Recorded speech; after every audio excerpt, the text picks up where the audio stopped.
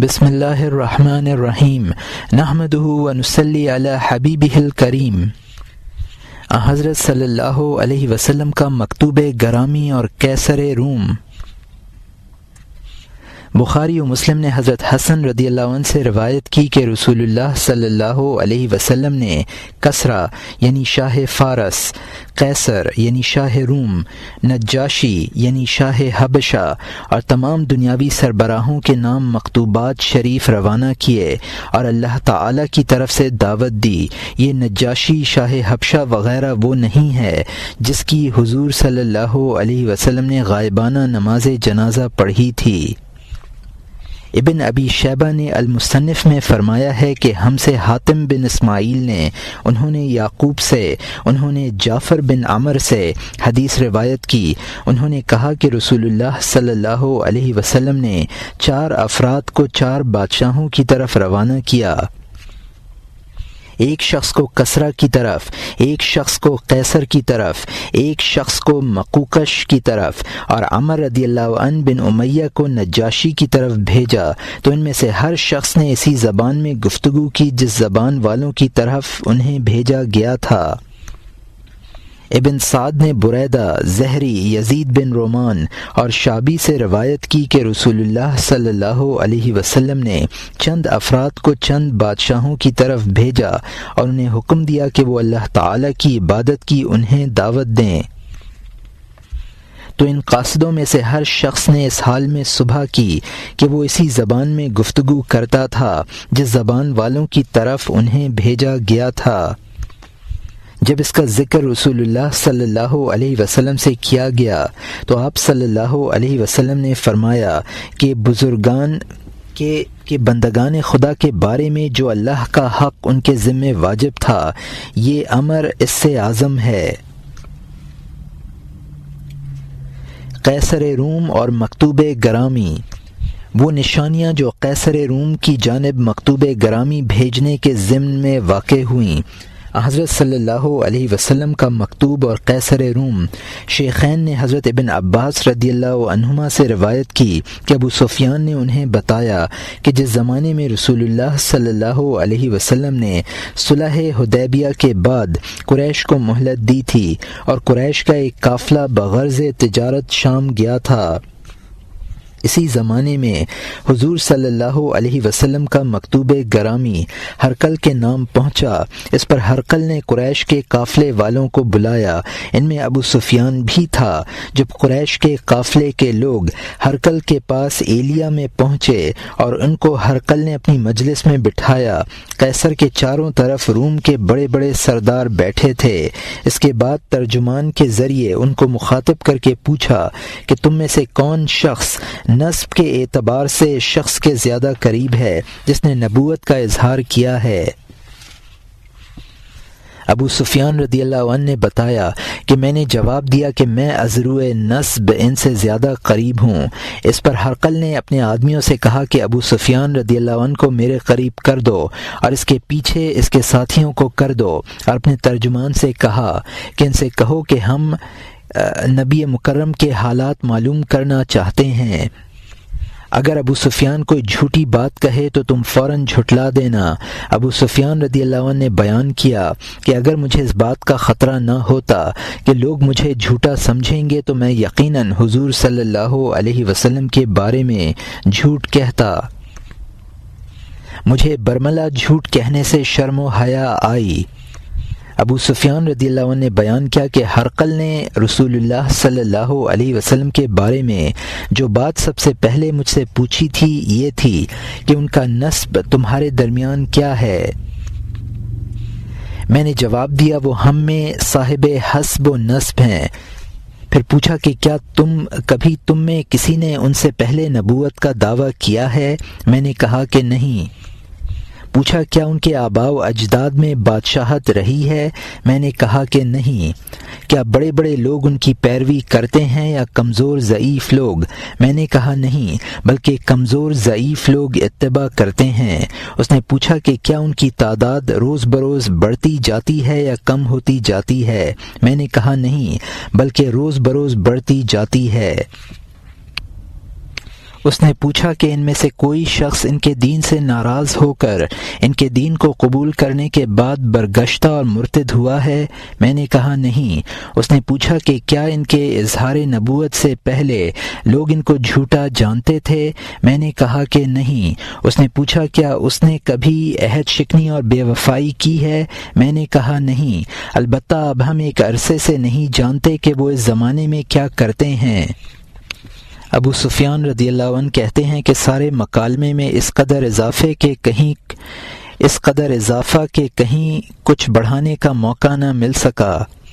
پھر ہرقل نے پوچھا کہ کیا تم نے ان سے جنگ کی ہے؟ میں نے کہا ہاں۔ اس نے پوچھا ان سے تمہاری جنگ میں کیا حالت رہی؟ میں نے کہا ہمارے اور ان کے درمیان جنگ کی صورت پانی کے ڈول کی مانند رہی، کبھی ہم ڈول سے پانی بھر لیتے اور کبھی وہ، مطلب یہ کہ کبھی ہم غالب ہو جاتے اور کبھی وہ غالب آ جاتے تھے۔ اس نے پوچھا وہ تمہیں کیا کرنے کا حکم دیتے ہیں؟ میں نے کہا کہ وہ فرماتے ہیں کہ اللہ وحدہ لا شریک لہ کی عبادت کرو اور کسی کو اس کا شریک نہ بناؤ، اور جو کچھ تمہارے ماں باپ کہتے رہے ہیں اسے چھوڑ دو، اور ہمیں نماز پڑھنے، زکوٰۃ دینے، سچ بولنے، پاک باز رہنے اور صلہ رحمی کرنے کا حکم دیتے ہیں۔ یہ سن کر اس نے ترجمان سے کہا کہ انہیں بتاؤ کہ میں نے جو ان کے نسب کے بارے میں تم سے پوچھا اور تم نے کہا کہ وہ صاحب حسب و نسب ہیں، تو انبیاء و مرسلین علیہ السلام اپنی قوم میں صاحب نسب ہی ہوا کرتے ہیں۔ اور میں نے تم سے پوچھا تھا کہ کیا کسی نے ان سے پہلے نبوت کا دعویٰ کیا تھا، تو تم نے جواب دیا کہ نہیں۔ اگر ایسی بات ہوتی کہ کسی نے ان سے پہلے نبوت کا دعویٰ کیا ہوتا تو میں کہتا کہ یہ شخص اپنے سے پہلے کی پیروی کرتا ہے۔ اور میں نے تم سے پوچھا تھا کہ کیا ان کے آباء و اجداد میں کوئی بادشاہ ہوا ہے، تم نے جواب دیا کہ نہیں۔ اگر ان کے باپ دادا میں کوئی بادشاہ ہوا ہوتا تو میں کہتا کہ یہ شخص اپنے باپ کا ملک چاہتا ہے۔ اور میں نے تم سے پوچھا تھا کہ کیا تم اسے اس سے پہلے جھوٹا جانتے تھے، تم نے کہا کہ نہیں۔ تو میں نے جان لیا کہ جو شخص لوگوں سے جھوٹی بات کہنے سے ڈرتا ہے وہ اللہ تعالیٰ پر جھوٹ کی نسبت کیسے کر سکتا ہے۔ اور میں نے تم سے پوچھا تھا کہ بڑے بڑے لوگ ان کی پیروی کرتے ہیں یا کمزور ضعیف لوگ، تو تم نے جواب دیا کہ کمزور لوگ ان کی پیروی کرتے ہیں۔ تو انبیاء و مرسلین کے متبعین کمزور لوگ ہی ہوتے ہیں۔ میں نے تم سے پوچھا تھا کہ متبعین کی تعداد بڑھتی جاتی ہے یا کم ہوتی جاتی ہے، تم نے جواب دیا کہ بڑھتی جاتی ہے۔ تو ایمان کا معاملہ ایسا ہی ہوتا ہے یہاں تک کہ وہ مکمل ہو جائے۔ میں نے تم سے پوچھا تھا کہ کیا کوئی ان کے دین سے ناراض ہو کر منحرف اور مرتد ہوا ہے جبکہ اس نے ان کے دین کو قبول کر لیا ہو، تو تم نے جواب دیا کہ انہیں تو ایمان کے نہیں، تو ایمان کا یہی حال ہے۔ تم نے جواب دیا تھا کہ نہیں، تو ایمان کا یہی حال ہے۔ جس وقت ایمان دل کی گہرائیوں میں سما جاتا ہے تو پھر ایمان کو وہ نہیں چھوڑتا۔ اور میں نے تم سے پوچھا تھا کہ کیا وہ عہد شکنی کرتے اور بے وفائی کرتے ہیں، اور تم نے جواب دیا تھا کہ نہیں۔ تو انبیاء و مرسلین کا یہی حال ہوتا ہے کہ وہ عہد شکنی اور بے وفائی نہیں کرتے۔ اور میں نے تم سے پوچھا تھا کہ وہ تمہیں کیا حکم دیتے ہیں، تو تم نے جواب دیا کہ وہ حکم دیتے ہیں کہ اللہ کی عبادت کرو اور اس کے ساتھ کسی کو شریک نہ ٹھہراؤ، اور بتوں کے پوجنے سے منع کرتے ہیں، اور نماز پڑھنے، سچ بولنے، پاک باز رہنے کا حکم دیتے ہیں۔ اب اگر تمہارا کہنا یہ صحیح ہے تو وہ بہت جلد وہ میرے تخت پر قبضہ کر کے ملک کے مالک بن جائیں گے، اور میں جانتا تھا کہ اس نبی کا ظہور ہونے والا ہے، لیکن ہمیں یہ گمان نہ تھا کہ وہ نبی تم لوگوں میں سے ہوگا۔ کاش کہ میرے راستے میں یہ لوگ حائل نہ ہوتے تو میں ان کے پاس حاضر ہوتا اور ان کے دیدار سے بہرور ہوتا، اور اگر ان کے پاس حاضر ہو سکتا تو میں ان کے قدموں کو دھوتا۔ اس کے بعد ہرقل نے رسول اللہ صلی اللہ علیہ وسلم کے اس مکتوب گرامی کو پڑھ کر سنا، جسے حضرت دحیہ قلبی رضی اللہ عنہ عظیم بصری میں، جو کہ مدینہ طیبہ اور دمشق کے درمیان ایک شہر کا نام ہے، لائے تھے۔ حضرت دحیہ کلبی رضی اللہ عنہ نے وہ مکتوب گرامی ہرقل کو دیا اور اس نے اسے پڑھا۔ اس میں لکھا تھا کہ بسم اللہ الرحمن الرحیم، محمد اللہ کے بندے اور اس کے رسول کی جانب سے ہرقل شاہ روم کے نام، سلامتی ہو اس پر جس نے ہدایت کی پیروی کی۔ اما بعد، میں تمہیں دین اسلام کی طرف بلاتا ہوں۔ اسلام قبول کر لوگے تو سلامت رہو گے اور اللہ تعالیٰ تمہیں دونا اجر دے گا، اور اگر تم نے منہ پھیرا تو تمام منہ پھیرنے والوں کا وبال تم پر ہے۔ اور اے اہل کتاب، اس کلمے کی طرف آؤ جو ہمارے اور تمہارے درمیان مشترک ہے، وہ یہ کہ اللہ کے سوا ہم کسی کو نہ پوجیں اور نہ اس کا کسی کو شریک ٹھہرائیں، اور نہ اللہ کے سوا کسی کو فریاد رس بنائیں۔ اب اگر تم اعراض کر لو تو سن لو کہ ہم تمہیں گواہ بناتے ہیں کہ ہم سب مسلمان ہیں۔ ابو سفیان رضی اللہ عنہ بیان کرتے ہیں کہ اس تمام گفتگو اور حضور صلی اللہ علیہ وسلم کے مکتوب گرامی کے پڑھنے کے بعد اس کی مجلس میں شور برپا ہو گیا اور آوازیں بلند ہونے لگیں اور ہم لوگوں کو وہاں سے نکال دیا گیا۔ اس وقت میں نے اپنے ساتھیوں سے کہا، ابن ابی قتبہ کا معاملہ یقیناً بہت بڑھ گیا ہے، اور بنی اصغر یعنی روم کا بادشاہ بھی ان سے ڈرتا ہے۔ اس کے بعد ہم یقینی طور سے جاننے لگے کہ وہ ضرور غالب ہو کر رہیں گے، یہاں تک کہ اللہ تعالی نے مجھے اسلام میں داخل کر دیا۔ ایلیا کا حاکم، ابن ناطور ایلیا کا حاکم تھا اور ہرقل شام کے نصارہ کا اسقف تھا۔ یہاں مترجم نے حاشیے میں لکھا ہے کہ اسقف کا مطلب ہے پادری، اور یہاں حاشیہ ختم ہوتا ہے۔ ابن ناطور کا بیان ہے کہ ہرقل جب ایلیا میں آیا تو اس نے بڑی ناگواری کی حالت میں صبح کی۔ یہ دیکھ کر چند بطریقوں یعنی عیسائیوں کے پیشوا نے پوچھا کہ کس بات نے تمہارا دل ناخوش کر دیا ہے؟ ابن ناطور نے کہا کہ چونکہ ہرقل ستاروں کی رفتار دیکھا کرتا تھا، جب لوگوں نے اسے ناخوشی کی بابت پوچھا تو اس نے کہا کہ آج رات میں نے ستاروں کے درمیان ملک امتحان کو دیکھا ہے کہ اس کا سورج اس کا طلوع ہو گیا ہے، تو اس زمانے میں کون لوگ ختنہ کرتے ہیں؟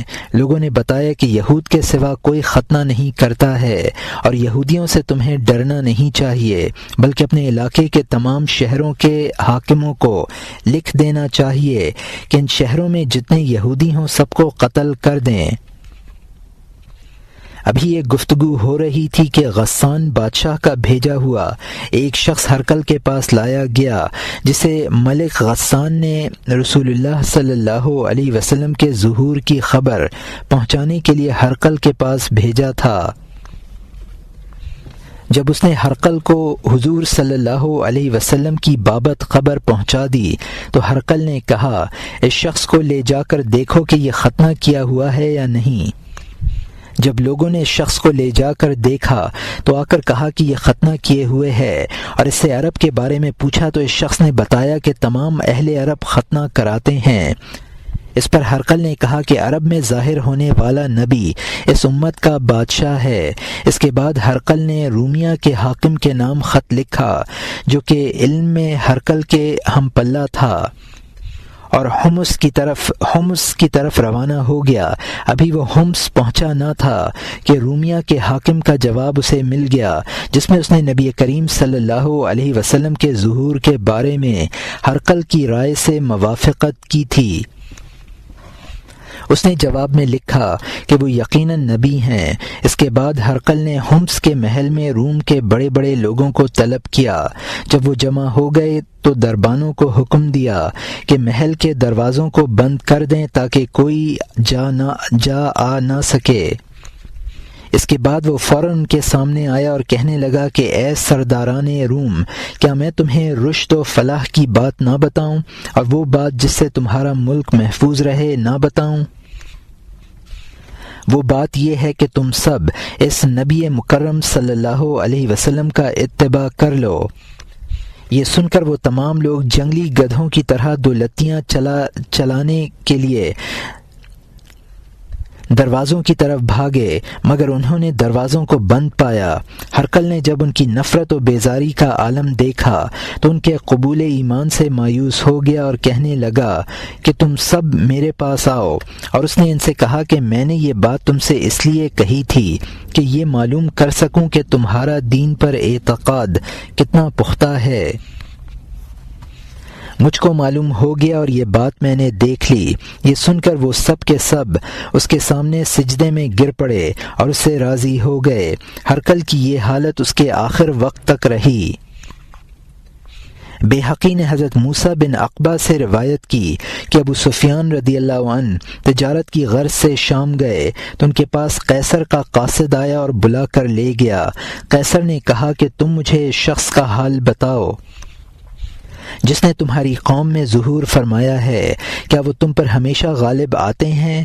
ابو سفیان نے جواب دیا، وہ ہم پر اس وقت غالب آ جاتے ہیں جب میں ان میں موجود نہ ہوتا تھا۔ قیصر نے پوچھا، تم انہیں کاذب جانتے ہو یا صادق؟ ابو سفیان رضی اللہ عنہ نے کہا کہ ہم انہیں کاذب جانتے ہیں۔ قیصر نے کہا کہ ایسا نہ کہو، اس لیے کہ کذب کے ساتھ کوئی شخص غالب نہیں آ سکتا۔ اگر وہ تم میں نبی ہیں تو تم انہیں قتل نہ کرنا، کیونکہ نبیوں کا قتل کرنا یہودیوں کا شیوا ہے، یہودی کا شیوا ہے۔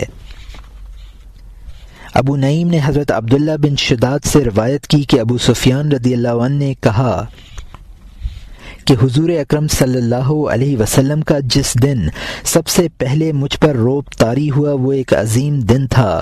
انہوں نے بیان کیا کہ قیصر نے اپنی مملکت و سلطنت کے باوجود مجھ سے اپنی مجلس میں اس انداز سے گفتگو کی کہ نبی صلی اللہ علیہ وسلم کے مکتوب گرامی جو اس کے پاس آیا تھا، اس کی ہیبت سے قیصر کی پیشانی سے پسینہ ٹپک رہا تھا۔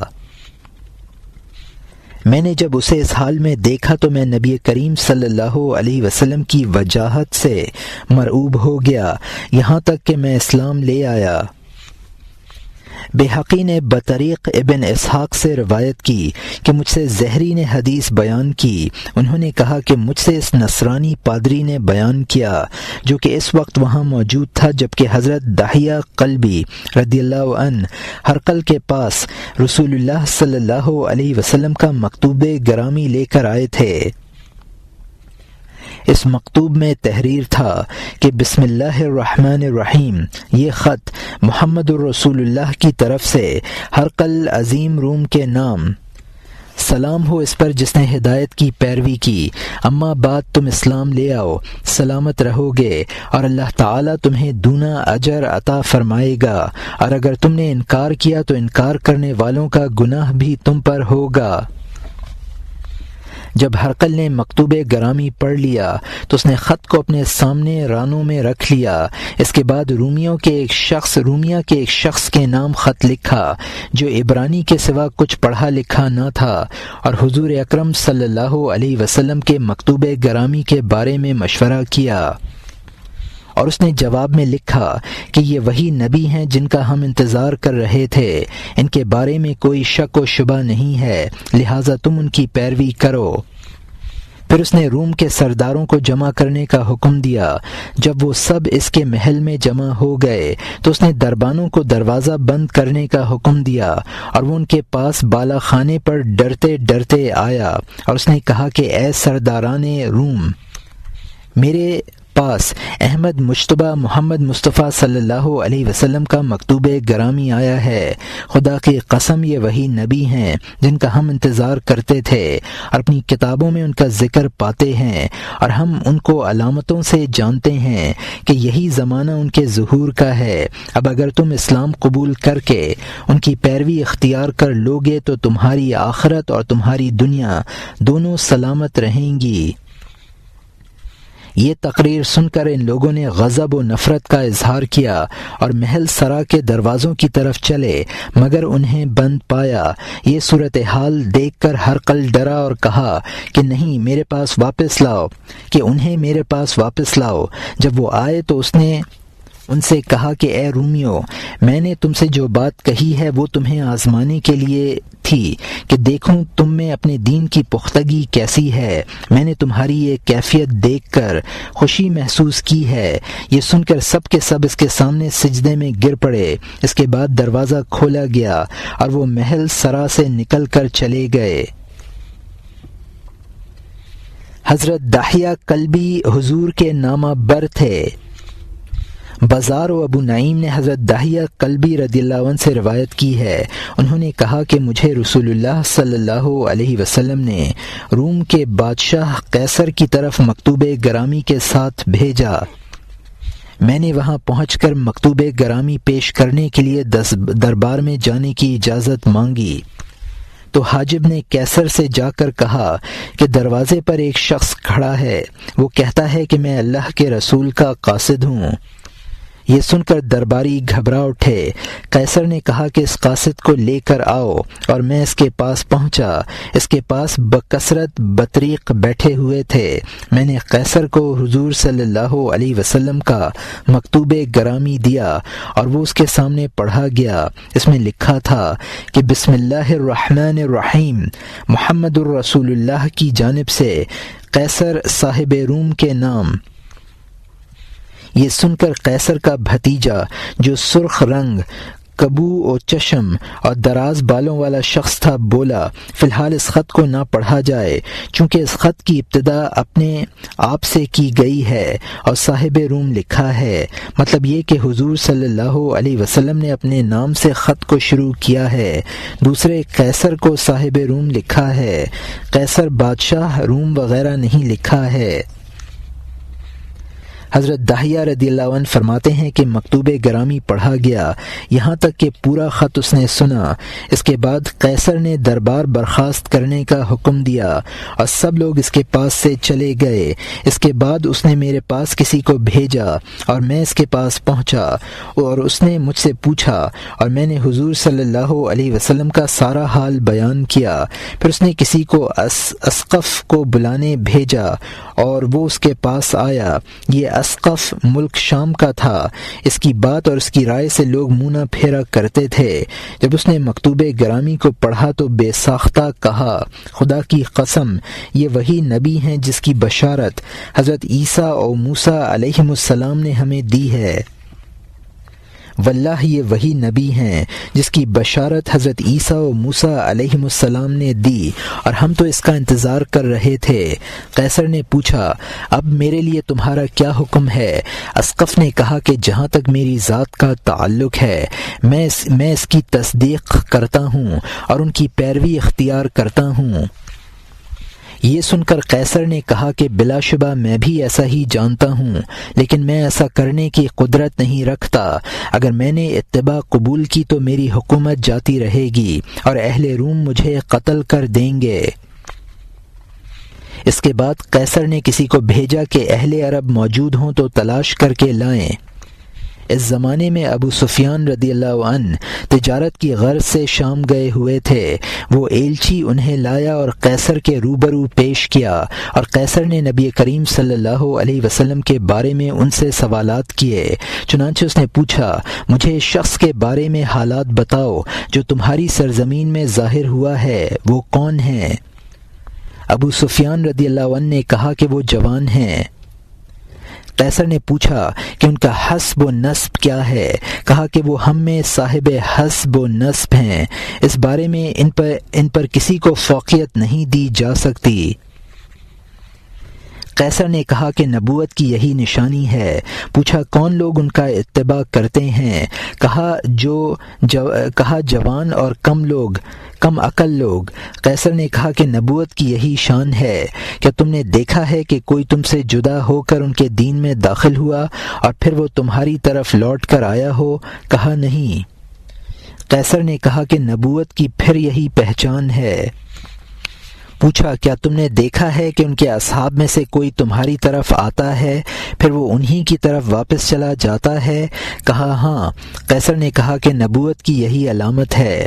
پوچھا جب وہ اور ان کے اصحاب جنگ کرتے ہیں تو کیا کبھی انہیں پشت پھیرنے کا بھی اتفاق ہوا ہے؟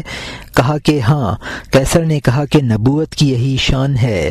اس کے بعد داہیہ فرماتے ہیں کہ قیصر نے مجھے بلایا اور کہا کہ مجھے تمہارے آقا کے بارے میں معلوم ہوا ہے اور میں خوب جانتا ہوں کہ وہ نبی ہیں، لیکن میں اپنی حکومت کو نہیں چھوڑ سکتا۔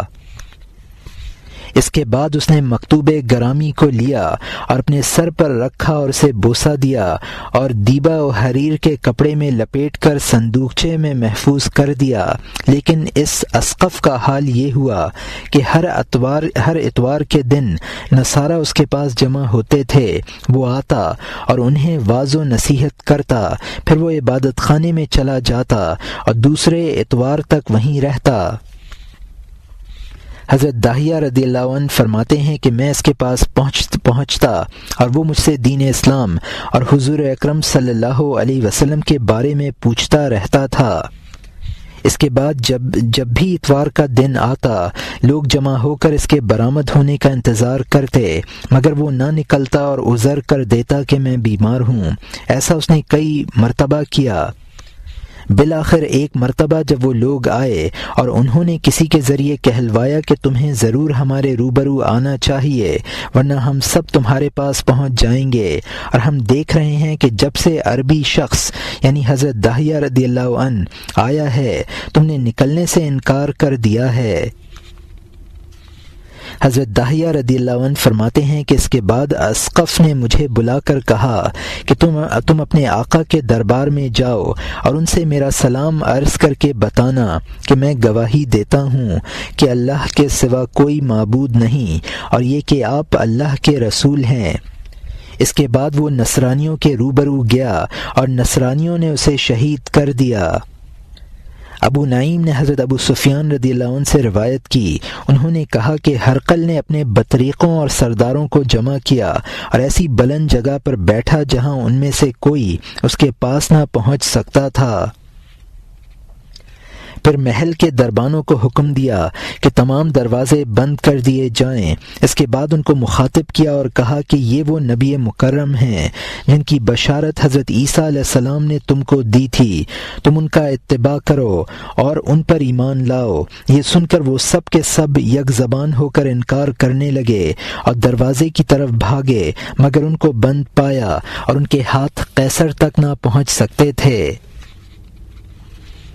جب ہرقل نے یہ کیفیت دیکھی تو کہنے لگا بیٹھ جاؤ، میں تمہارا امتحان لیتا تھا چونکہ میں ڈرتا تھا کہ کہیں تم اپنے دین میں فریب نہ دو۔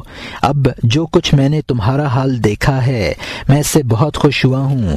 یہ سن کر ہرقل کے ایک قاضی نے کہا کہ میں گواہی دیتا ہوں کہ وہ اللہ کے رسول ہیں۔ اس پر ان نصرانیوں نے اسے پکڑ لیا اور خوب زد و کوب کرتے رہے یہاں تک کہ اسے شہید کر دیا۔ سعید بن منصور نے حضرت عبداللہ بن شداد رضی اللہ عنہ سے روایت کی، انہوں نے کہا کہ رسول اللہ صلی اللہ علیہ وسلم نے صاحب روم یعنی ہرقل کے نام اس طرح خط لکھا کہ من محمد الرسول اللہ الی ہرقل صاحب الروم۔ جب ہرقل نے اس مکتوب گرامی کو پڑھا تو اس کا بھائی کھڑا ہو گیا، اس نے کہا کہ اس خط کو نہ پڑھو کیونکہ خط بھیجنے والے نے تم سے پہلے اپنے نام سے خط کو شروع کیا اور تم کو بادشاہ نہیں لکھا ہے بلکہ صاحب روم لکھا ہے۔ یہ سن کر ہرقل نے کہا کہ اگر انہوں نے اپنے نام سے خط شروع کیا تو کیا مضائقہ ہے؟ لکھنے والا تو وہی ہے جس نے میری طرف خط بھیجا ہے، اور اگر مجھے صاحب روم لکھا ہے تو بھی کیا حرج ہے؟ یقیناً میں ہی صاحب روم ہوں اور رومیوں کے لیے میرے سوا کوئی صاحب نہیں ہے۔ پھر اس نے پورے خط کو پڑھا اور وہ پسینہ پسینہ ہو گیا، لرزنے اور کانپنے لگا۔ اس نے پوچھا اس علاقے میں کوئی شخص اس شخص کو جاننے والا ہے؟ پھر اس نے ابو سفیان رضی اللہ عنہ کے پاس کسی کو بھیجا اور ان سے پوچھا کہ کیا تم ان کو جانتے ہو؟ ابو سفیان رضی اللہ عنہ نے کہا کہ ہاں۔ قیصر نے پوچھا تم میں ان کا نسب کیسا ہے؟ کہا ہم میں ان کا نسب عالی اور بلند ہے۔ اس نے پوچھا تمہاری بستی میں ان کا گھر کس جگہ ہے؟ کہا کہ ہماری بستی کے درمیان میں ہے۔ ہرقل نے کہا کہ یہی ان کی نشانی ہے۔ اس کے بعد وہ پوری حدیث بیان کی جو پہلے گزری، جس میں اسقف کے شہید ہونے کا تذکرہ ہے۔ سعید بن منصور نے حضرت ابن المسیب سے روایت کی، انہوں نے کہا کہ جب قیصر نے رسول اللہ صلی اللہ علیہ وسلم کا خط پڑھا تو کہنے لگا کہ یہ خط ایسا ہے کہ میں نے حضرت سلیمان بن داؤد علیہ السلام کے بعد کوئی خط ایسا نہیں پڑھا۔ پھر اس نے ابو سفیان اور مغیرہ بن شعبہ کو بلایا اور ان سے رسول اللہ صلی اللہ علیہ وسلم کی شان مبارک کے سلسلے میں کچھ سوالات کیے، اور ان دونوں نے اسے بتایا۔ یہ سن کر وہ کہنے لگا وہ ضرور میری مملکت پر قبضہ کر لیں گے۔ ابو نعیم نے المعرفہ میں حضرت ابن عمر رضی اللہ عنہما سے روایت کی، حضرت ابن عمر رضی اللہ عنہما سے روایت کی، انہوں نے کہا کہ رسول اللہ صلی اللہ علیہ وسلم نے فرمایا کون ہے جو میرے خط کو طاغیہ روم کے پاس لے جائے اور اس کے لیے جنت ہو؟ یہ سن کر انصار میں سے ایک شخص کھڑا ہوا، اس کا نام عبید اللہ بن عبد الخالق تھا۔ اس نے کہا میں حاضر ہوں، تو وہ نبی کریم صلی اللہ علیہ وسلم کا مکتوب گرامی لے کر روانہ ہوا، یہاں تک کہ وہ طاغی میں پہنچا اور کہا کہ میں رب العالمین کے رسول کا قاصد ہوں، تو انہیں طاغی روم کے پاس پہنچنے کی اجازت ملی اور وہ اس کے روبرو گئے، اور طاغیہ روم نے جان لیا کہ وہ امر حق کو نبی مرسل کے دربار سے لایا ہے۔ انہوں نے نبی کریم صلی اللہ علیہ وسلم کا مکتوب گرامی اسے دیا، پھر اس نے اپنے پاس اہل روم کو جمع کیا اور ان کو یہ خط پیش کیا، تو ان سب نے اس لائے ہوئے خط کو برا جانا، لیکن ان میں سے ایک شخص حضور صلی اللہ علیہ وسلم پر ایمان لایا، اسے ان لوگوں نے ایمان لاتے ہی قتل کر دیا۔ اس کے بعد وہ قاصد نبی کریم صلی اللہ علیہ وسلم کے پاس پلٹ آیا اور قاصد نے طاغی کا حال اور اس ایمان لانے والے شخص کے قتل کیے جانے کا حال سب بیان کیا۔ یہ سن کر نبی کریم صلی اللہ علیہ وسلم نے فرمایا اس شخص کو اللہ تعالی نے اس قتل کیے جانے کی بنا پر امت واحدہ کر کے اٹھائے گا۔ ابن عساکر نے حضرت داہیہ قلبی رضی اللہ عنہ سے روایت کی، انہوں نے کہا کہ نبی کریم صلی اللہ علیہ وسلم نے مجھے شاہ روم کی طرف اپنا مکتوب گرامی دے کر روانہ کیا، اور وہ اس وقت دمشق میں تھا۔ میں نے پہنچ کر اسے حضور صلی اللہ علیہ وسلم کا مکتوب گرامی دیا، اور اس نے اس کی مہر کو توڑا اور اسے مسند پر رکھا جس پر وہ بیٹھا ہوا تھا۔ پھر اس نے منادی کرائی اور تمام بطریق اور اشراف قوم جمع ہوئے، اور اس کے لیے تکیہ پر تکیہ رکھا گیا، کیونکہ فارس اور روم میں یہ طریقہ رائج تھا۔ اس وقت تک ممبر نہیں بنائے گئے تھے۔ اس کے بعد اس نے اپنی قوم کو مخاطب کر کے کہا کہ یہ خط اس نبی کا ہے جس کی بشارت حضرت مسیح علیہ السلام نے ہمیں دی تھی کہ وہ حضرت اسماعیل بن ابراہیم علیہ السلام کی اولاد میں سے ہوگا۔ تو ان سب نے سرکشی اور انکار کا اظہار کیا۔ قیصر نے اپنے ہاتھ کے اشارے سے سکون و قرار پکڑنے کا حکم دیا اور کہا کہ میں تمہیں آزمانا چاہتا تھا کہ تم نصرانیت کے کیسے مددگار ہو۔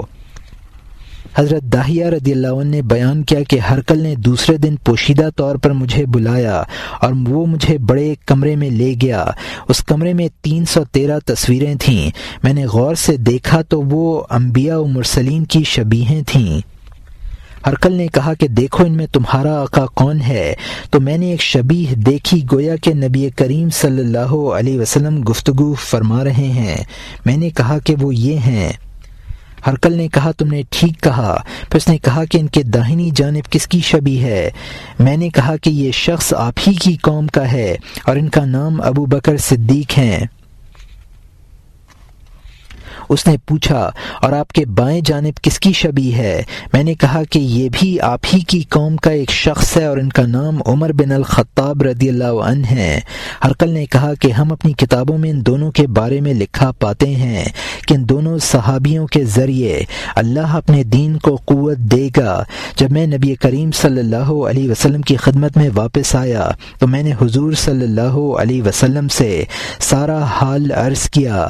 حضور صلی اللہ علیہ وسلم نے فرمایا، ابو بکر و عمر رضی اللہ عنہما کے بارے میں سچ کہا کہ اللہ تعالی میرے بعد اس دین کو ان دونوں کے ذریعے قوت دے گا اور فتح دے گا۔ جبلہ بن احم غسانی کو دعوت اسلام۔ بیہقی و ابو نعیم نے حضرت ابو امامہ رضی اللہ عنہ باہلی سے، انہوں نے ہشام بن العاص رضی اللہ عنہ سے روایت کی، انہوں نے کہا کہ میں اور ایک قریشی شخص حضرت ابو بکر صدیق رضی اللہ عنہ کے زمانے میں ہرقل شاہ روم کی طرف گئے تاکہ ہم اسے اسلام کی دعوت دیں، تو ہم روانہ ہوئے یہاں تک کہ ہم دمشق جبلہ بن احم غسانی کے پاس گئے۔ جب ہم اس کے روبرو ہوئے تو ہم نے دیکھا کہ وہ اپنے تخت پر بیٹھا ہوا ہے۔ اس نے ہماری طرف ایک قاصد بھیجا کہ وہ ہم سے گفتگو کرے۔ ہم نے کہا کہ ہم کسی قاصد سے بات نہ کریں گے، ہمیں بادشاہ کی طرف بھیجا گیا ہے، اگر وہ اجازت دے تو ہم اسی سے بات کریں گے ورنہ ہم کسی قاصد سے بات نہ کریں گے۔ تو وہ قاصد اس کی طرف گیا اور اسے جا کر خبر دی، پھر اس نے ہمیں اجازت دی اور ہشام رضی اللہ عنہ نے اس سے گفتگو کی اور اسے اسلام کی طرف بلایا۔ اس وقت اس کے جسم پر کالے کپڑے تھے۔ یہ دیکھ کر ہشام نے اس سے پوچھا، تیرے جسم پر یہ سیاہ کپڑے کیسے ہیں؟ اس نے کہا کہ میں نے ان کپڑوں کو پہنتے وقت قسم کھائی ہے کہ میں ان کو نہ اتاروں گا جب تک کہ تم کو شام کے علاقے سے باہر نہ نکال دوں۔ ہم نے کہا کہ خدا کی قسم ہم تیرے اس بیٹھنے کی جگہ کو انشاءاللہ تعالی تجھ سے ضرور لے لیں گے اور انشاءاللہ تعالی ہم اس عظیم مملکت پر بھی ضرور قبضہ کر لیں گے، کیونکہ ہمارے نبی صلی اللہ علیہ وسلم نے ہمیں اس کی خبر دی ہے۔ جبلہ نے کہا کہ تم لوگ وہ نہیں ہو جو اس مملکت عظیم کو لے سکیں گے، بلکہ وہ لوگ ایسے ہوں گے جو دن میں روزہ رکھیں گے اور رات میں افطار کریں گے۔ تم روزہ کہاں رکھتے ہو؟ جب ہم نے اس کو بتایا کہ وہ روزے دار ہم ہی ہیں تو یہ سن کر اس کے چہرے کا رنگ بدل گیا۔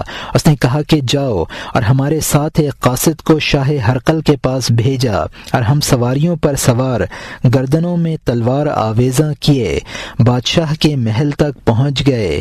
جب ہم نے محل کے نیچے اپنی سواریوں کو باندھا تو ہرقل ہمیں دیکھ رہا تھا۔ پھر ہم نے لا الہ الا اللہ واللہ اکبر کا نعرہ لگایا تو وہ غرفہ شق ہو گیا اور وہ ایسا ہو گیا کہ گویا انگور یا کھجور کی خالی شاخیں ہیں جسے ہوا ہلا رہی ہے۔ اس کے بعد ہم اس کے پاس پہنچ گئے تو ہرقل نے کہا کہ کیا وجہ ہے کہ جس طرح تم آپس میں تحیت کرتے ہو مجھے تحیت کیوں نہ کی؟ اس پر ہم نے السلام علیک اس نے کہا کہ تم اپنے بادشاہ کی کس طرح تحیت کرتے ہو؟ تو ہم نے کہا اسی کلمے سے تحیت کرتے ہیں۔ اس نے پوچھا وہ تمہیں کس طرح جواب دیتے ہیں؟ ہم نے کہا کہ اسی کلمے سے، یعنی وعلیک السلام۔ اس نے پوچھا تمہارا اعظم کلام کیا ہے؟ ہم نے کہا لا الہ الا اللہ واللہ اکبر۔ جب ہم نے اس کلمے کو پڑھا تو وہ غرفہ شق ہو گیا، یہاں تک کہ بادشاہ نے سر اٹھا کر اس کی طرف دیکھا۔ اس نے کہا اس کلمے کو جب تم نے کہا تو یہ غرفہ شق ہو گیا۔ جب تم اس کلمے کو اپنے گھروں میں کہتے ہو تو کیا تمہارے گھر بھی اسی طرح شق ہو جاتے ہیں؟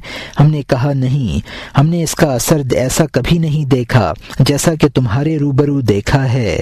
اس نے کہا کہ میں چاہتا ہوں کہ جب تم اس کلمے کو پڑھو تو ہر شے تم پر پھٹ کر گر پڑے اور میری آدھی مملکت میرے قبضے سے نکل جائے۔ میں نے پوچھا یہ کس لیے تم چاہتے ہو؟ اس نے کہا کہ اس لیے کہ یہ اس کلمے کی شان سے زیادہ آسان ہے، اور یہ کہ یہ کلمہ امر نبوت میں نہ ہو اور یہ بات انسانی ہیلے سے ہو۔ اس کے بعد اس نے ہم سے جو چاہا دریافت کیا اور ہم نے اسے جواب دیے۔ پھر کہا کہ تمہاری نماز اور روزہ کس طرح کی عبادت ہے؟ ہم نے اس کا جواب دیا۔ پھر کہا جاؤ، تو ہم اٹھ کھڑے ہوئے اور اس نے عمدہ جگہ رہنے اور خوب مہمان نوازی کرنے کا حکم دیا۔ ہم 3 روز وہاں رہے۔ پھر اس نے رات کے وقت ہمیں بلایا اور ہم اس کے پاس پہنچے تو اس نے ہماری باتوں کو دوبارہ سننا چاہا تو ہم نے ان کا اعادہ کیا۔ اس کے بعد اس نے ایک بڑا صندوقچہ منگایا جس پر تلائی کا کام کیا گیا تھا اور جس میں چھوٹے چھوٹے بہت سے خانے اور دروازے تھے، تو اس نے انہیں ہمارے سامنے کھولا اور اس کے قفل کو کھولا۔ پھر اس نے سیاہ ریشمی کپڑا نکال کر پھیلایا۔ جب ہم نے اسے دیکھا تو اس پر سرخ رنگ کی شبیہ تھی جس کی آنکھیں بڑی بڑی اور کان بڑے بڑے تھے اور اس کی گردن اتنی لمبی تھی کہ میں نے اس سے پہلے کبھی نہ دیکھی تھی۔ پھر اس کی داڑھی نمودار ہوئی تھی اور ہم نے 2 خوبصورت لٹیں دیکھیں کہ اللہ تعالیٰ نے ان سے زیادہ خوبصورت شاید کسی کو نہ پیدا کیا ہو۔ اس نے پوچھا کیا تم انہیں جانتے ہو؟ ہم نے کہا کہ نہیں۔ اس نے کہا کہ یہ حضرت آدم علیہ السلام کی شبیہ ہے۔ ہم نے دیکھا کہ دیگر انسانوں کی بنسبت ان کے بال زیادہ تھے۔ اس کے بعد اس نے دوسرا خانہ کھولا اور اس سے سیاہ رنگ کا ریشمی کپڑا نکالا۔ ہم نے دیکھا کہ اس پر سفید رنگ کی شبیہ ہے اور دیکھا کہ اس کے بال گھنگریالے ہیں اور آنکھیں سرخ ہیں، سر بڑا ہے اور داڑھی بہت خوبصورت ہے۔ اس نے پوچھا کیا تم انہیں جانتے ہو؟ ہم نے کہا نہیں۔ بتایا کہ یہ حضرت نوح علیہ السلام کی شبیہ ہے۔ پھر اس نے ایک اور خانہ کھولا اور اس سے سیاہ ریشمی کپڑا نکال کر پھیلایا۔ ہم نے دیکھا کہ ایک نہایت گورے رنگ کے آدمی کی شبیہ ہے، آنکھیں بڑی حسین ہیں، دونوں بھویں ملی ہوئی ہیں، رخسار طویل ہیں اور داڑھی سفید ہے، گویا کہ وہ تبسم کر رہے تھے۔ اس نے پوچھا کیا تم ان کو جانتے ہو؟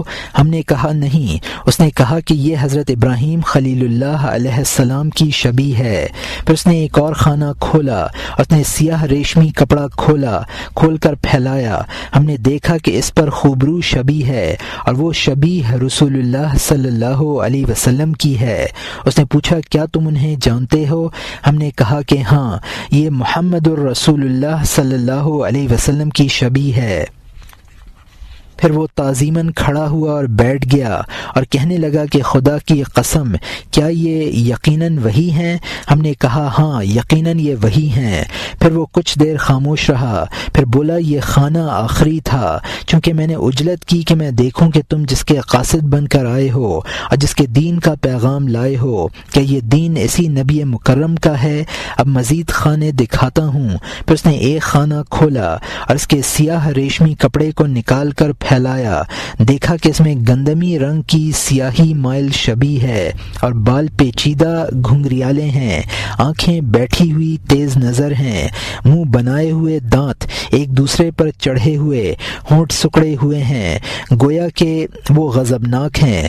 میں نے پوچھا انہیں جانتے ہو؟ میں نے کہا کہ نہیں۔ اس نے کہا کہ یہ حضرت موسیٰ علیہ السلام کی شبیہ ہے، اور شبیہ کے پہلو میں ایک اور تصویر تھی جو اس کے مشابہ تھی، مگر فرق یہ تھا کہ ان کے سر پر چکنا پن تھا اور پیشانی چوڑی تھی اور آنکھوں میں میلان تھا۔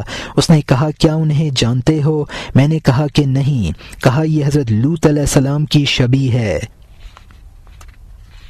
پھر اس نے ایک اور خانہ کھولا اور سفید ریشمی جامہ نکال کر پھیلایا، تو اس میں گندمی رنگ کی ایک شبیہ تھی جس کے بال لٹکے ہوئے تھے اور میانہ قد تھا، گویا وہ غضبناک تھا۔ اس نے کہا کہ تم جانتے ہو یہ کون ہے؟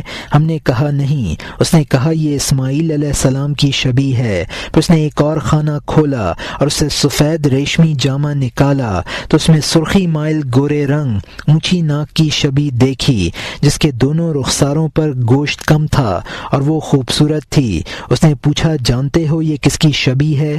ہم نے کہا کہ نہیں۔ کہا یہ حضرت اسحاق علیہ السلام کی شبیہ ہے۔ پھر ایک اور خانہ کھولا اور سفید ریشمی جامہ نکالا، دیکھا کہ اس میں حضرت اسحاق علیہ السلام کے مشابہ ایک شبیہ تھی، لیکن فرق یہ تھا کہ اس کے ہونٹ پر ایک تل تھا۔ اس نے کہا کہ اسے پہچانتے ہو؟ میں نے کہا کہ نہیں۔ اس نے کہا کہ یہ حضرت یعقوب علیہ السلام کی شبیہ ہے۔ پھر اس نے ایک اور خانہ کھولا اور سیاہ رنگ کا ریشمی جامہ نکالا، تو اس میں ایک حسین و جمیل، گورے رنگ، اونچی ناک، حسین قامت شخص کی شبیہ تھی۔ اس کے چہرے سے نور چمک رہا تھا اور اس کے چہرے میں خشوع و خضوع کے آثار نمایاں تھے۔ وہ سرخی کی جھلک لیے ہوئے تھا۔ اس نے پوچھا اس کو جانتے ہو؟ ہم نے کہا نہیں۔ اس نے کہا کہ یہ تمہارے نبی صلی اللہ علیہ وسلم کے جد اعلیٰ حضرت اسماعیل علیہ السلام کی شبیہ ہے۔ پھر اس نے ایک اور خانہ کھولا اور سفید ریشمی جامہ نکالا، دیکھا کہ اس میں گورے رنگ کی شبیہ ہے جو حضرت آدم علیہ السلام کے مشابہ ہے، گویا کہ ان کا چہرہ آفتاب ہے۔ اس نے پوچھا جانتے ہو یہ کون ہیں؟ میں نے کہا کہ نہیں۔ اس نے کہا کہ یہ حضرت یوسف علیہ السلام کی شبیہ ہے۔ پھر اس نے ایک اور خانہ کھولا اور سفید ریشمی جامہ نکالا، تو اس میں سرخی مائل، پتلی پتلی پنڈلیوں والی، چھوٹی چھوٹی آنکھیں، بڑا پیٹ، میانہ قد اور تلوار لگائے شبیہ نظر آئی۔ اس نے پوچھا جانتے ہو یہ کس کی شبیہ ہے؟ ہم نے کہا نہیں۔ کہا یہ حضرت داؤد علیہ السلام کی شبیہ ہے۔ اس کے بعد اس نے ایک اور خانہ کھولا اور سفید ریشمی جامہ نکالا، اس میں بڑے بڑے سرین، لمبے لمبے پاؤں، گھوڑے پر سوار ایک شخص کی شبیہ نظر آئی۔ اس نے پوچھا اسے جانتے ہو کون ہے؟ ہم نے کہا کہ نہیں۔ کہا یہ حضرت سلیمان علیہ السلام کی شبیہ ہے۔ پھر اس نے ایک اور خانہ کھولا اور سیاہ ریشمی جامہ نکالا، اس میں گورے رنگ، جوان، خوب سیاہ داڑھی، بکثرت بال اور خوبصورت شخص کی شبیہ نظر آئی۔ اس نے پوچھا جانتے ہو یہ کس کی شبیہ ہے؟ ہم نے کہا کہ نہیں۔ کہا یہ حضرت ابن مریم علیہ السلام کی شبیہ ہے۔ ہم نے پوچھا یہ تمام شبیہ ہیں تمہیں کہاں سے ملیں؟ اس نے کہا کہ ہم جانتے ہیں کہ یہ صورتیں اسی حالت پر ہیں جس حالت پر انبیاء علیہم السلام کی صورتیں تھیں۔ اس کا ثبوت یہ ہے کہ ہم نے نبی صلی اللہ علیہ وسلم کی شبیہ ویسی ہی دیکھی ہے جیسی کہ آپ کی صورت مبارکہ تھی۔ اس نے کہا کہ حضرت آدم علیہ السلام نے اپنے رب سے دعا کی کہ انہیں اپنی اولاد کی ان صورتوں کو دکھا دے جو نبی ہو کر دنیا میں پیدا ہوں گے، تو اللہ تعالیٰ نے ان پر ان کی شبیہوں کو اتارا اور وہ مغرب شمس کے پاس حضرت آدم علیہ السلام کے خزانے میں تھیں، جسے حضرت ذوالقرنین علیہ السلام نے مغرب شمس سے نکالیں اور حضرت دانیال علیہ السلام کو دیں۔ پھر کہا سنو، میری خواہش تو یہ ہے کہ خدا کی قسم میں اپنے ملک سے نکل جاؤں اور تمہارے طاقتور بادشاہ کی خدمت گزاری میں ہمیشہ رہوں یہاں تک کہ میں مر جاؤں۔ اس کے بعد اس نے ہمیں تحائف دیے جو نہایت عمدہ اور قیمتی تھے اور ہمیں رخصت کیا اور ہم واپس آ گئے۔ جب ہم حضرت ابو بکر صدیق رضی اللہ عنہ کے دربار میں حاضر ہوئے تو آپ سے سارا حال بیان کیا اور جو کچھ دیکھا اور سنا تھا آپ سے عرض کیا، تو حضرت صدیق رضی اللہ عنہ رونے لگے اور فرمایا لاچار ہے، اگر اللہ تعالیٰ اس کے خیر کا ارادہ فرمائے گا تو وہ ایسا کرے گا۔ اس کے بعد فرمایا کہ ہمیں رسول اللہ صلی اللہ علیہ وسلم نے خبر دی ہے کہ نصارہ اور یہود حضور کی صفتیں اپنے پاس موجود پاتے ہیں۔ اس روایت کو ابو نعیم نے بطریق موسیٰ بن عقبہ بھی روایت کیا۔ پھر انہوں نے لا الہ الا اللہ واللہ اکبر کے پڑھنے سے غرفہ کے شک ہونے کے قصے میں کہا کہ یہ اس بات کی دلیل ہے کہ انبیاء علیہم السلام کے معجزات ان کی وفات کے بعد بھی پائے جاتے ہیں، جس طرح کہ اس قسم کے معجزات ان کی بعثت سے پہلے پائے جاتے ہیں، جو کہ ان کی بعثت کے قریب ہونے پر خبردار کرنے اور ڈرانے کے لیے ہوتے ہیں۔ ہرقل کا قاصد تنوخی بارگاہ رسالت صلی اللہ علیہ وسلم میں۔ ابو یعلا اور عبداللہ بن امام احمد نے زوائد المسند میں اور ابو نعیم و ابن عساکر نے حضرت سعید بن ابو راشد سے روایت کی۔ انہوں نے کہا کہ میں نے ہرقل کے قاصد تنوخی سے، جسے رسول اللہ صلی اللہ علیہ وسلم کی خدمت میں بھیجا گیا تھا، ملاقات کی ہے۔ میں نے اس سے پوچھا کیا تم مجھے ہرقل کی سفارت کے بارے میں کچھ نہ بتاؤ گے؟ تنوخی نے کہا کہ ضرور بتاؤں گا۔ اس نے کہا کہ رسول اللہ صلی اللہ علیہ وسلم تبوک میں تشریف فرما تھے، آپ نے داہیہ قلبی کو ہرقل کی طرف بھیجا۔ جب رسول اللہ صلی اللہ علیہ وسلم کا مکتوب گرامی اس کے پاس پہنچا تو اس نے روم کے پادریوں اور بطریقوں کو بلایا۔ اس نے اپنے اوپر اور ان کے اوپر دروازوں کو بند کر لیا۔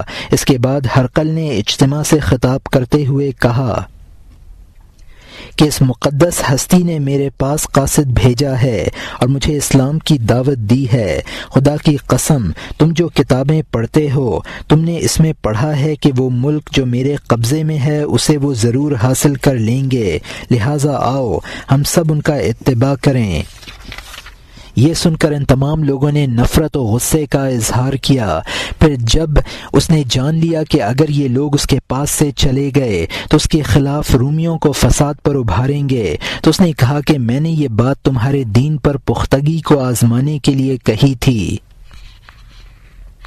اس کے بعد اس نے مجھے بلایا اور کہا تم میرا خط لے کر نبی عربی صلی اللہ علیہ وسلم کی خدمت میں حاضر ہو اور ان کی کسی بات کو ضائع نہ کرنا اور میری 3 باتوں کو یاد رکھنا۔ ایک یہ کہ دیکھنا کہ وہ اس خط کا کیا ذکر کرتے ہیں جو باتیں انہوں نے مجھے لکھ کر بھیجی ہیں۔ دوسری یہ کہ دیکھنا کہ جب وہ میرے خط کو پڑھیں تو وہ رات کے بارے میں کیا ذکر کرتے ہیں، اور تیسری بات یہ کہ ان کی پشت مبارک کہ دیکھنا کہ کوئی چیز تم کو نظر آتی ہے۔ پھر میں اس کا خط لے کر روانہ ہوا اور مقام تبوک میں پہنچ کر حضور صلی اللہ علیہ وسلم کی خدمت میں اپنا خط پیش کیا۔ آپ نے فرمایا اے بھائی تنوخ، میں نے اپنا خط کسریٰ کے نام بھیجا مگر اس نے اسے پھاڑ ڈالا۔ اب یقیناً اللہ تعالیٰ اسے اور اس کے ملک کو ٹکڑے ٹکڑے کر دے گا، اور میں نے نجاشی کے نام خط لکھا، اس نے اسے چاک کر دیا۔ اللہ تعالیٰ اسے اور اس کی مملکت کو ضرور ٹکڑے کر دے گا۔ اور میں نے اپنا ایک دعوتی خط تمہارے صاحب یعنی بادشاہ کے نام لکھا اور اس نے اسے محفوظ کر لیا۔ ہمیشہ لوگ اس سے ڈرتے رہیں گے جب تک وہ زندہ ہیں۔ میں نے دل میں کہی یہ بات ان 3 میں سے ایک ہے جس کی اس نے مجھے تاکید کی تھی۔ اس کے بعد حضور صلی اللہ علیہ وسلم نے وہ خط اس شخص کو دیا جو آپ کے بائیں جانب تھا، اور اس نے اس خط کو پڑھا۔ اس میں لکھا تھا کہ آپ نے مجھے ایسی جنت کی دعوت دی ہے جس کی وسعت آسمان و زمین کے برابر ہے، تو جہنم کہاں ہے؟ یہ سن کر رسول اللہ صلی اللہ علیہ وسلم نے فرمایا سبحان اللہ، جب دن آتا ہے تو رات کہاں جاتی ہے؟ پھر فرمایا اے برادر تنوخ آؤ۔ پھر حضور صلی اللہ علیہ وسلم نے اپنی پشت مبارک سے چادر شریف اٹھائی اور فرمایا دیکھ جس کے دیکھنے کی تمہیں تاکید کی گئی ہے۔ تو میں آپ کی پشت مبارک کی طرف آیا تو میں نے حضور کے دونوں شانوں کے درمیان مہر نبوت دیکھی۔ وہ کچھ ایسی تھی کہ جیسے پچنوں کی دلدار جگہ۔ بخاری نے حضرت ابن عباس رضی اللہ عنہما سے روایت کی کہ رسول اللہ صلی اللہ علیہ وسلم نے کسریٰ کے نام اپنا مکتوب گرامی بھیجا۔ جب اس نے پڑھا تو اسے چاک کر دیا۔ اس وقت رسول اللہ صلی اللہ علیہ وسلم نے اس کے اوپر بددعا فرمائی کہ مجوسیوں پر اس کا ملک پورے طور پر ٹکڑے ہو جائے۔ بحقی نے بطریق ابن شہاب روایت کی کہ مجھ سے عبد الرحمن رضی اللہ عنہ عبد القاری نے حدیث بیان کی کہ رسول اللہ صلی اللہ علیہ وسلم نے اپنا مکتوب گرامی جب کسریٰ کے نام بھیجا تو کسریٰ نے اسے چاک کر دیا۔ اس وقت رسول اللہ صلی اللہ علیہ وسلم نے فرمایا کہ کسریٰ نے اپنے ملک کو پارا پارا کر دیا۔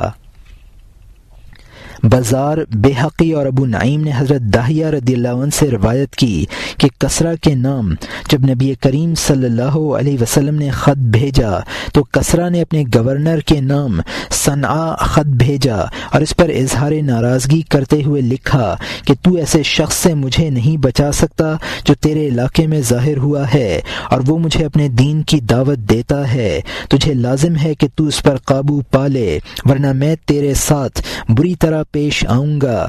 اس پر صنعاء کے گورنر نے نبی کریم صلی اللہ علیہ وسلم کے پاس کچھ آدمی روانہ کیے۔ جب نبی کریم صلی اللہ علیہ وسلم نے ان کے حاکم کا خط پڑھا تو ان لوگوں سے 15 دن تک کچھ تعرض نہ فرمایا۔ اس کے بعد ان کو بلا کر فرمایا تم اپنے حاکم کے پاس جاؤ اور سے کہو کہ میرے رب نے آج رات تیرے رب کو قتل کر دیا ہے۔ پھر وہ چلے گئے اور اسے جا کر اس کی خبر دی۔ حضرت داہیہ رضی اللہ عنہ فرماتے ہیں کہ اس کے بعد خبر آئی کہ اسی رات کو کسریٰ قتل کیا گیا تھا۔